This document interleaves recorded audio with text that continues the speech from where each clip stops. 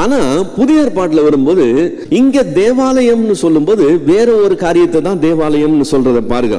நான் அவர்களுக்குள்ளே வாசம் பண்ணி அவர்களுக்குள்ளே உலாவி அவர்கள் தேவனாய் இருப்பேன், அவர்கள் என் ஜனமாய் இருப்பார்கள் என்று தேவன் சொன்னபடி நீங்கள் ஜீவனுள்ள தேவனுடைய ஆலயமாய் இருக்கிறீர்கள். அந்தந்த இண்டிவிஜுவல் ஒவ்வொரு தனி நபரை பார்த்து வேதம் சொல்லுது, நீங்கள் ஜீவனுள்ள தேவனுடைய ஆலயமாயிருக்கு. தேவாலயம் என்கிற அந்த கட்டடமே எடுத்து போடப்பட்டுட்டு நம்மை பார்த்து வேதம் சொல்லுது, நீங்கள் ஜீவனுள்ள தேவனுடைய ஆலயமாய் இருக்கிறீங்க.